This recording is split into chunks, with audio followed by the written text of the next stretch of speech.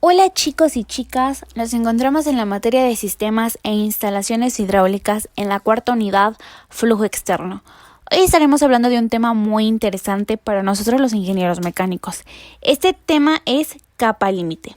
Sabemos que en mecánica de fluidos, la capa límite o capa fronteriza de un fluido es la zona donde el movimiento de este es perturbado por la presencia de un sólido con el que está en contacto. La capa límite se entiende como aquella en la que la velocidad del fluido respecto al sólido en movimiento varía desde 0 hasta el 99% de la velocidad de la corriente no perturbada. La capa límite puede ser laminar o turbulenta, aunque también puede coexistir en ella zonas de flujo laminar y flujo turbulento. Hablemos un poco de historia. El concepto de capa límite fue inicialmente introducido por el alemán Ludwig Prandtl en 1904. Ludwig Prandtl fue un físico alemán que se especializó en el estudio de la mecánica de fluidos. Estableció el concepto de capa límite para definir la porción de fluido en contacto con la superficie de un cuerpo sólido sumergido en él y en movimiento relativo. Investigó la turbulencia y halló la ley de distribución de velocidades en la capa límite turbulenta. Ideó el tubo de Prandtl y esencialmente igual el tubo de Pitot. En general, cuando un flujo fluye sobre una superficie estacionaria, por ejemplo, la placa plana, el lecho de un río o la pared de una tubería, el fluido que toca la superficie se detiene por el esfuerzo cortante en la pared. La región en la que el flujo se ajusta desde la velocidad 0 en la pared hasta un máximo en la corriente principal del flujo se denomina capa límite. El concepto de capas límite es importante en todas las dinámicas de fluidos viscosos y también en la teoría de la transferencia de calor. Las características básicas de todas las capas límites laminares y turbulentas se muestran en el flujo de revelado sobre una placa plana. Las etapas de la formación de la capa límite se muestran en la siguiente figura. Las capas límite pueden ser laminares o turbulentas dependiendo del valor del número de Reynolds. El número de Reynolds es la relación de fuerzas de inercia a fuerzas viscosas y es un parámetro conveniente para predecir si una condición de flujo será laminar o turbulento. El número de Reynolds se define como la densidad del fluido multiplicado por la velocidad del flujo, que multiplica a su vez la dimensión lineal y se divide entre la viscosidad cinemática. Ahora definamos los conceptos de flujo laminar y flujo turbulento. Hablemos de flujo laminar. Se llama flujos laminares al movimiento de un fluido cuando éste es ordenado, estratificado y suave. En un flujo laminar, el fluido se mueve en láminas paralelas sin entremezclarse y cada partícula del fluido sigue una trayectoria llamada línea de corriente.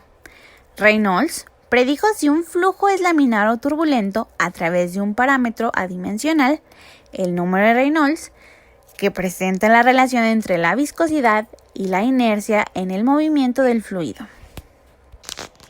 Sabemos que es flujo laminar cuando el número de Reynolds es menor a 2000. Eso significa que las fuerzas viscosas son proporcionalmente más fuertes que las fuerzas de inercia. Las partículas tienden a moverse en líneas de corriente. Hablemos de las características de un flujo laminar. Pues bueno, como dije anteriormente, el número de Reynolds tiene que ser menor a 2000. Tienen que tener velocidad baja. Las partículas fluidas se mueven en línea recta. Las capas de agua fluyen unas sobre otras a diferentes velocidades, sin prácticamente mezclarse entre capas. El perfil de la velocidad de flujo para flujo laminar en tuberías circulares es de forma parabólica, con un flujo máximo en el centro de la tubería y un flujo mínimo en las paredes de la tubería. La velocidad de flujo promedio es aproximadamente la mitad de la velocidad máxima. El análisis matemático es simple, raras en las prácticas en sistemas de agua. Ya que nos quedó claro el concepto de flujo laminar, pasemos a lo que es el flujo transicional o etapa de transición. Sabemos que la transición de la capa límite laminar a turbulenta ocurre cuando el número de Reynolds es mayor a 2000 pero menor a 4000. Se conoce como etapa de transición. La transición puede ocurrir antes, pero depende especialmente de la rugosidad de la superficie. La capa límite turbulenta se espesa más rápidamente que la capa límite laminar, como resultado del aumento de la tensión de corte en la superficie del cuerpo. Ahora definamos qué es el flujo turbulento. Flujo turbulento es aquel en el que hay fluctuaciones en el flujo todo el tiempo y las partículas invaden la trayectoria de las partículas adyacentes, mezclándose y desplegándose de una manera aleatoria. Como habíamos mencionado anteriormente, para identificar el término de flujo se utiliza el número de Reynolds, que es un número adimensional que relaciona las fuerzas de inercia con las fuerzas viscosas. Con las fuerzas de inercia, que es el numerador, son mucho más grandes que las fuerzas viscosas, el denominador. Por ende, el flujo será turbulento porque sería un número muy alto. Y establece que si el número de Reynolds da mayor a 4000, es flujo turbulento. Hablemos de las características de los flujos turbulentos. Como lo dijimos anteriormente, debe ser mayor a 4000 el resultado de la ecuación del número de Reynolds. Debe ir a alta velocidad. El flujo se caracteriza por movimiento irregular de partículas del fluido. El movimiento promedio está en la dirección del flujo. El perfil de la velocidad de flujo para flujo turbulento es bastante plano a través de la sección central de una tubería y cae rápidamente. La velocidad de flujo promedio es aproximadamente igual a la velocidad en el centro de la tubería. El análisis matemático es muy difícil.